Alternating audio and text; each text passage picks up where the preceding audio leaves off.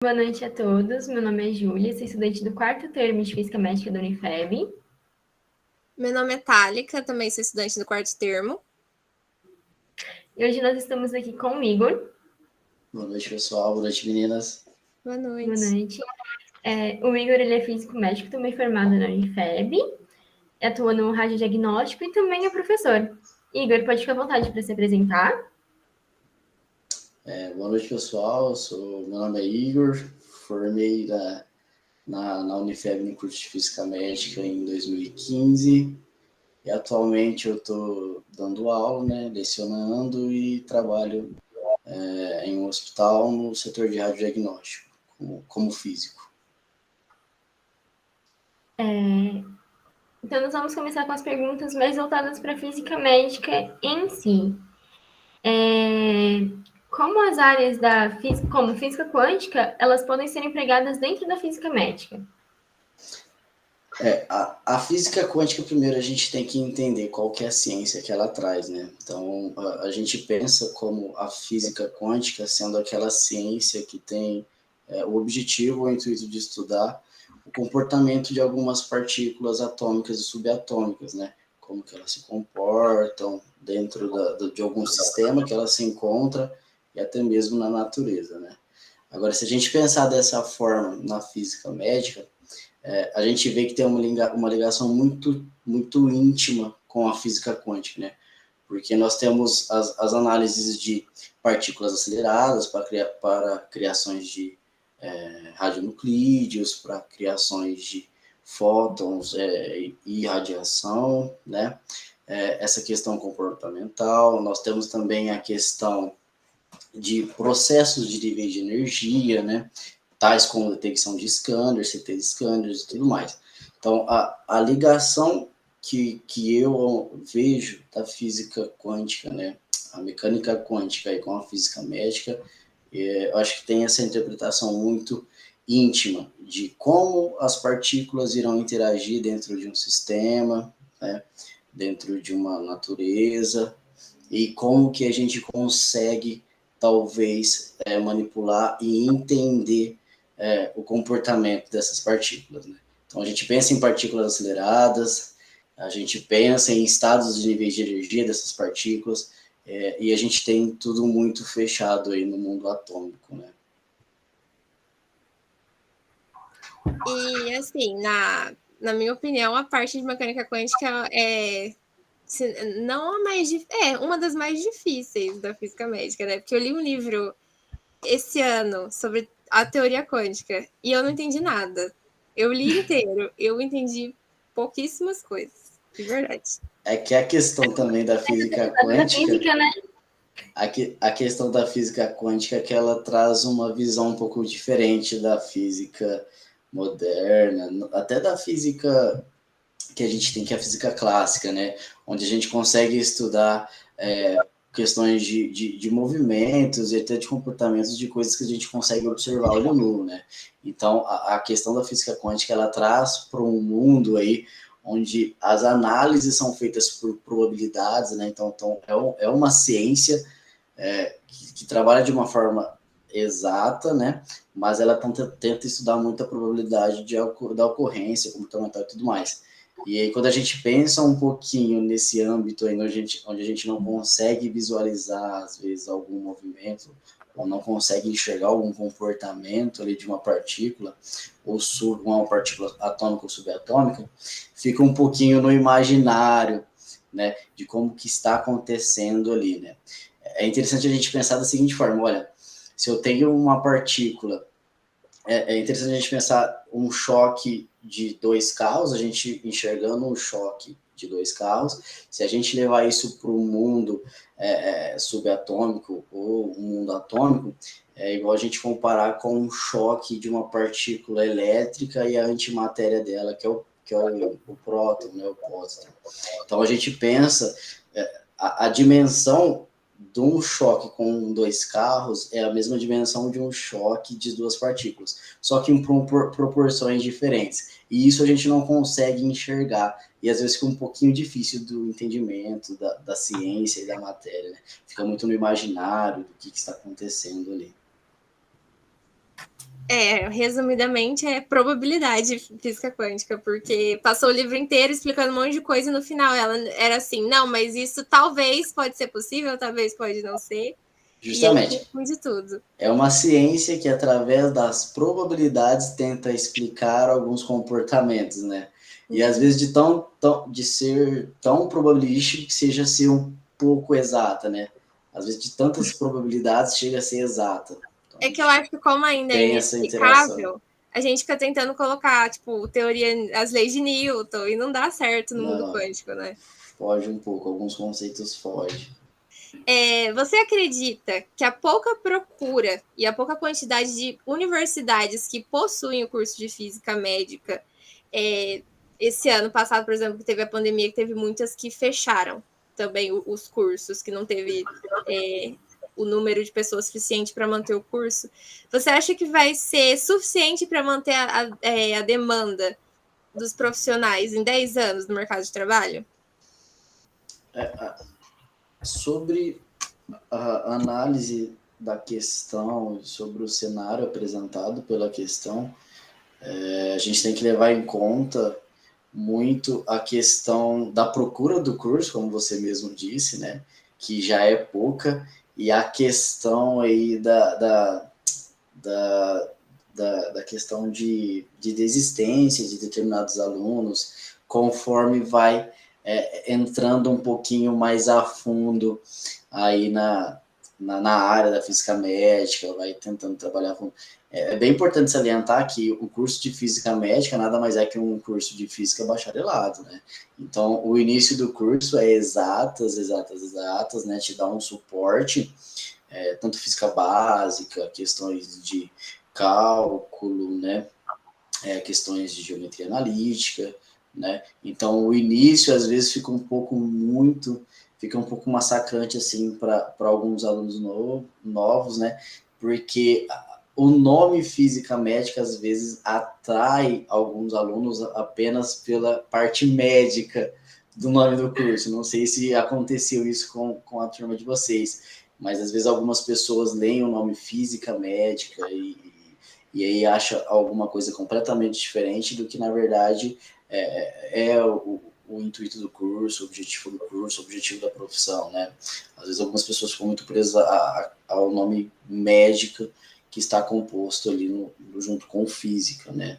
Então, a questão de pouca procura nós temos, isso é fato, né? Justamente por ser um curso também de exatas, querendo ou não é um curso de exatas, né? Mesmo pelo nome de médica, de medicina aí que carrega. Então, é a física aplicada à medicina, né? E a biologia tem-se, é fundamentado na questão de exatas, e algumas pessoas que procuram o curso não têm a ideia de ser tão físico assim, né? E aí, conforme vai passando os períodos, né? Determinado aluno, às vezes, acaba tendo a desistência. Agora, na questão de se com essa pouca procura, né, e a demanda que é oferecida, ou que precisa ser compensada, é um pouco difícil da gente falar se vai ter profissionais na área ou não, né? A tendência, se continuar dessa forma, é que fique um pouco mais escasso aí os profissionais que irão atuar na área, né? Seja em qual for, seja em medicina nuclear, seja em radioterapia e até no radiodiagnóstico, né? Até porque também a gente tem que levar em consideração algumas mudanças de leis e normativas, né? Então, é um cenário que está em constante movimento, né? Então, tem algumas normas e leis que estão agora tendo mudanças, e às vezes a interpretação do emprego do físico ali em determinado setor de serviço, ou determinado localidade que ele vai atuar dentro do hospital, às vezes fica uma forma um pouco subjetiva a interpretação, né? Então, é muito difícil de prever isso, né? Acredito que talvez se torne um pouco mais escasso, isso é fato, assim, mas não sei se ficaria muito difícil de preencher a demanda dos hospitais, não. Mas fala um pouquinho pra gente sobre como que é a sua rotina, a sua experiência na parte mesmo de radiodiagnóstico no hospital, como que é tudo, como que é para você. Bom, no hospital a gente trabalha, atualmente trabalha eu mais um companheiro, né? Também formado aí, tem um curso da Unifeb, aí, o diploma da Unifeb, formado na Unifeb. Nós trabalhamos nós dois em conjuntos, né? E nós tomamos conta aí das instituições situadas aí na nossa cidade, né? Nossa rotina assim, é uma rotina muito dinâmica, né? Querendo ou não, você tem algumas, você tem coisas específicas para fazer, mas quando você está no ambiente hospitalar, que a gente precisa entender que em determinado setor, em determinada função, é uma equipe multidisciplinar, então você, querendo ou não, às vezes você tem que ter uma comunicação e algumas das vezes até uma troca de conhecimento é muito importante, né? Então, além das coisas específicas, às vezes a gente precisa de ter o conhecimento, discutir coisas multidisciplinares também com outros profissionais, porque o hospital é gerido dessa forma, né? Então, você tem equipe médica, você tem equipe de enfermeiros, técnico de enfermagem, técnico de radiologia, até mesmo a equipe administrativa, né? E tudo mais. Então, a gente tem esses afazeres também. E no hospital isso não é diferente, né? Então, nós lá da física, nós temos uma relação muito íntima com o pessoal da coordenação técnica, né? Com os médicos, muito na criação de protocolos de exames, né? Então, isso é no caso dos equipamentos emissores de radiação ionizante, também dos equipamentos que não são emissores de radiação ionizante, né?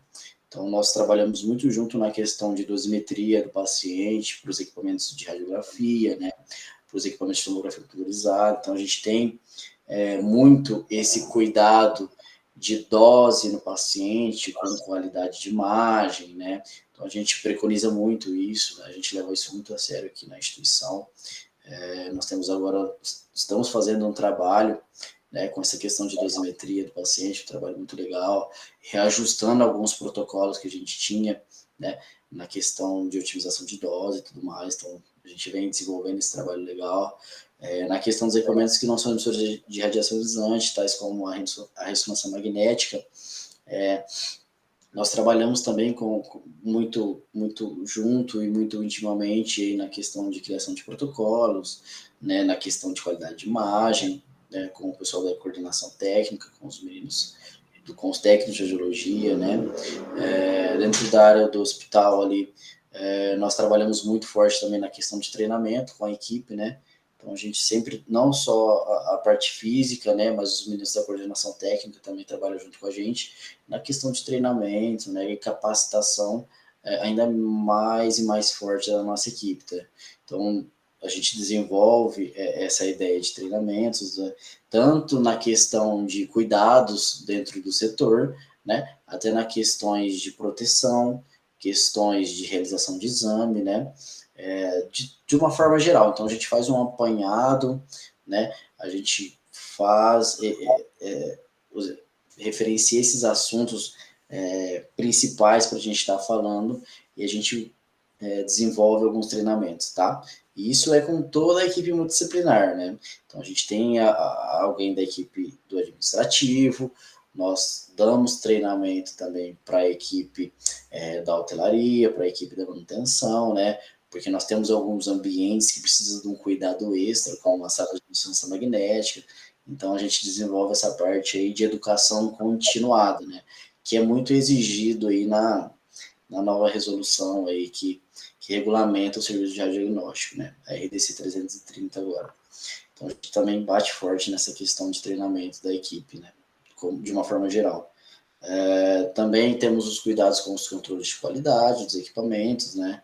Então, a gente tem os períodos necessários, né, os períodos previstos pela lei, por normas, né, para que seja feito esses testes de constância, esses levantamentos radiométricos, né, também. Então, a gente tem esse cuidado também com os equipamentos, né, Porque a gente sabe que não adianta nada a gente trabalhar em cima de protocolo, em cima de dose, né? E não ter esse cuidado com a constância do equipamento, se o nosso equipamento está trabalhando de forma adequada, né? Para a gente tirar 100% ali da tecnologia que a gente tem. Então, a gente também tem esse cuidado aí. Além disso, a gente trabalha também forte na questão administrativa, né? Nessa questão de regulamentação do serviço, na questão de regulamentação dos equipamentos, né? Então, a gente tem esse cuidado aí com regulamentação também do setor, previsto em normas, né? Para que tudo seja cumprido, né? Então, a gente trabalha de uma forma muito, não tem uma forma específica, assim, que eu te digo, olha, a gente só faz uma coisa específica, né? Então, a gente trabalha em diversas questões, né? Sempre com o intuito de melhorar, né? Então, tem as questões do equipamento, tem as questões do setor, tem as questões de treinamento, tem as questões administrativas, né? Tem as questões de protocolos, de dosimetria, de cuidado com o paciente. Então, é todo mundo junto ali, todo mundo junto, sabe? É uma equipe muito boa que a gente tem. Agora, para introduzir a parte de radiodiagnóstico, tem como você falar um pouquinho sobre o que são os raios-x? Claro. A gente tem que entender um pouquinho que a radiologia, cerca de 80%, 85% dela é constituída de equipamentos, né, que são emissores aí de raios-x, né? Dentro da radiologia, basicamente, a gente tem os equipamentos emissores de raio-x. Esses equipamentos são o equipamento de raio-x, né, responsável por fazer a radiografia, os equipamentos de tomografia computadorizada, né? Se você trabalha em um hospital, em uma clínica que tem o equipamento de densitometria, né? Aí você tem os equipamentos odontológicos e tudo mais, né? Então, que são emissores de radiação ionizante, no caso, raio-x, né? Então, se a gente pensar no raio-x nos raios-x dentro do radiodiagnóstico, a gente pensa em 80% a 25% do setor responsável, do setor daqueles equipamentos responsáveis pelo diagnóstico por imagem, né, dentro da radiologia, né?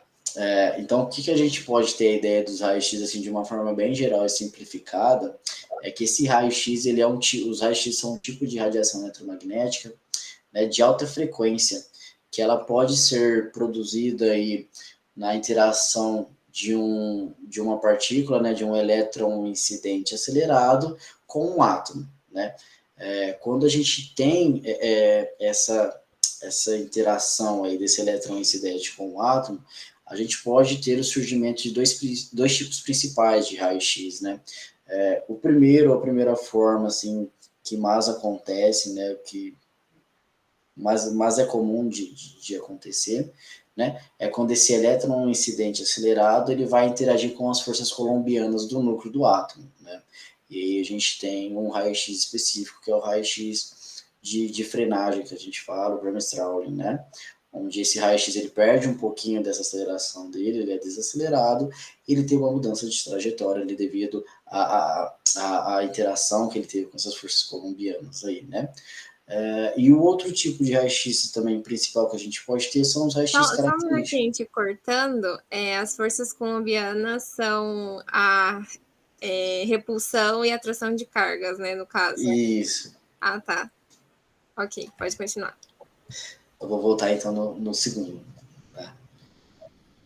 E o segundo tipo de raio-x que a gente pode ter aí na produção para ter a formação da imagem são os raios-x característicos, né? Onde nós temos a interação de um elétron incidente, acelerado também, com os elétrons que estão contidos nas camadas mais internas aí do átomo, na eletrosfera, né, que compõe o átomo, nas camadas mais internas, aí, KLM, né?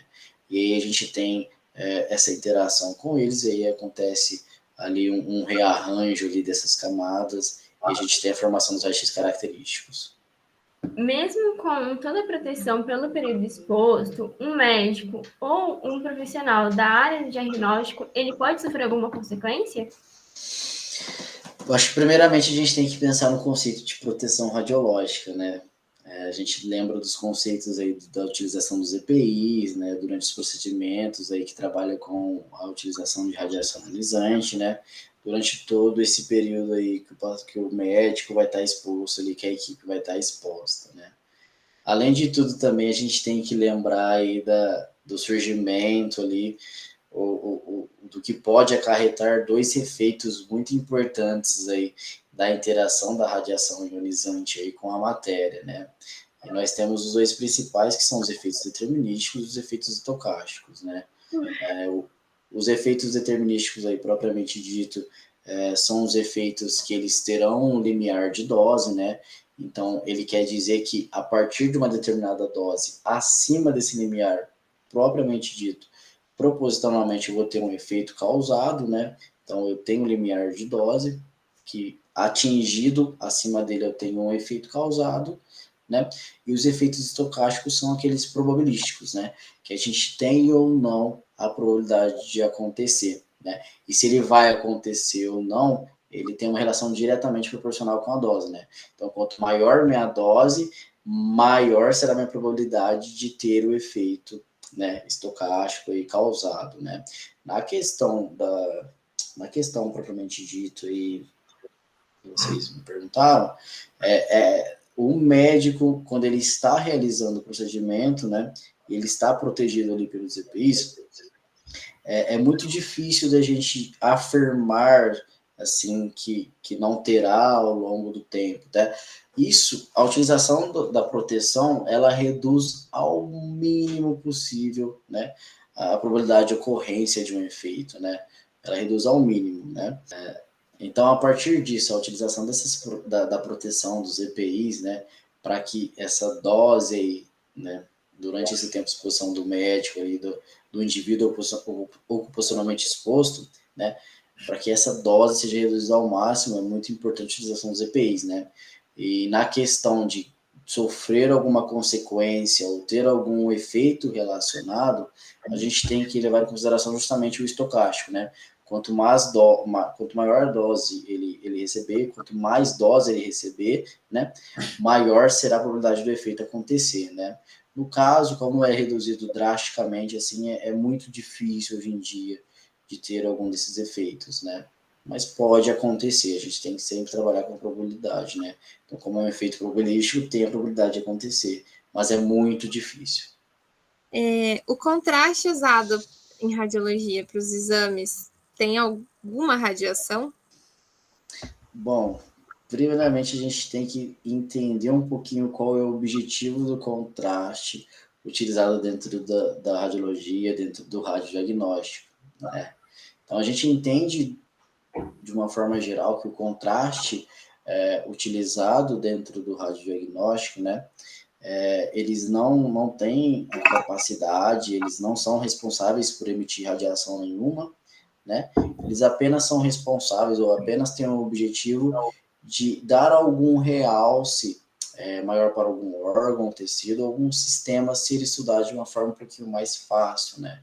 Para que alguma lesão, alguma determinada patologia seja um pouco mais facilmente interpretada ali pelo médico biologista que vai avaliar o exame, né, posteriormente, né? Então, se a gente pensar no contraste utilizado dentro da radiologia, ele não tem nenhuma associação com emissão de radiação, né? O que a gente vai ter é a forma de interação desse contraste, né? Então, nós temos dois tipos específicos de exames aí, dois principais tipos específicos de exames. Então, nós temos a tomografia e nós temos a ressonância magnética. Esse contraste utilizado, ele vai trabalhar de duas formas diferentes, né? Nas duas modalidades de diagnóstico, né? Então, na modalidade de tomografia, ele tem a capacidade de atenuar mais a radiação, né? Porque ele é um composto, uma substância de alto número atômico, mais densa, né? Mais viscosa, que a gente fala, né? E o contraste utilizado na ressonância magnética, ele tem... A gente não vê o líquido, né? Na verdade, o que a gente vê na ressonância magnética é o efeito causado, né? Então, as moléculas do contraste utilizado na ressonância magnética, ele causa um efeito de relaxação mais rápido ali dos prótons de hidrogênio que estão próximos a ele, né? Então, ele causa um efeito nas moléculas dos prótons de hidrogênio dentro da ressonância magnética, né?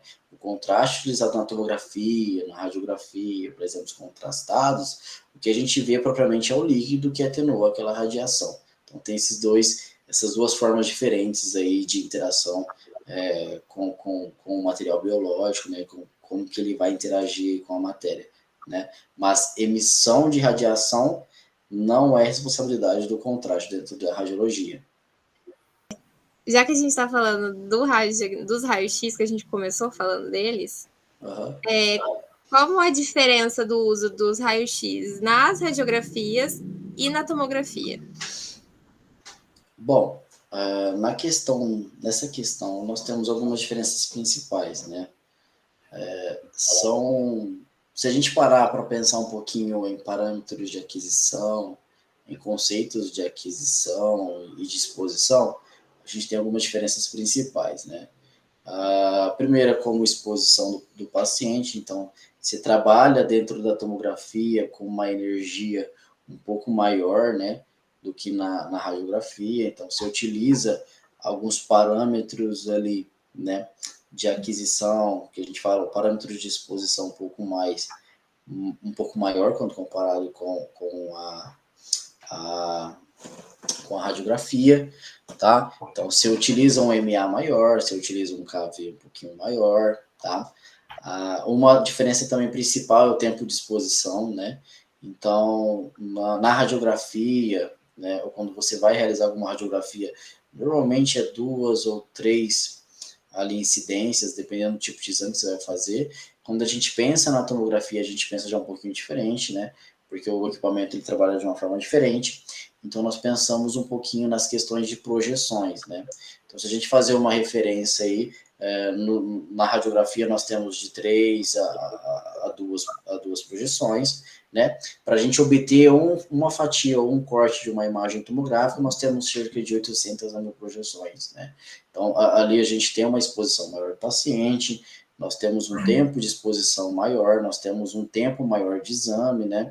Na questão da radiografia, questões de milissegundos, a tomografia demora um pouquinho já mais, então tem toda essa questão de parâmetros ali que a gente trabalha, né? Então, quanto maior esses parâmetros, maior é a dose que vai ser depositada no paciente, né? Maior a taxa de exposição desse paciente na hora da realização do exame. Bom, Igor, a gente agradece pela sua disposição, pela entrevista. Para a gente foi um prazer receber você e de você poder dividir um pouquinho da sua experiência, do seu conhecimento com a gente, com o pessoal também que vai assistir e que tem curiosidade, que às vezes quer entrar nesse mundo que a gente está vivendo, que a gente está conhecendo, no mundo que você já vive. Então, muito obrigada mesmo, todos nós agradecemos muito. Eu que tenho que agradecer.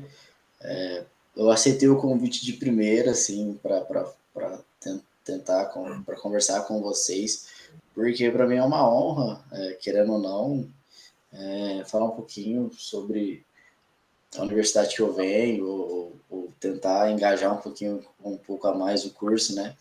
Porque a Unifeb me deu aí a chance de sair para o mundo profissional. Então, para mim foi uma honra mesmo participar aí da entrevista com vocês aí. E estamos à disposição do que precisar aí. A gente está à disposição de vocês aí. Para mim foi um prazer participar da entrevista. Prazer é nosso. Bom, boa noite a todos e até mais. Boa noite, gente. Boa noite.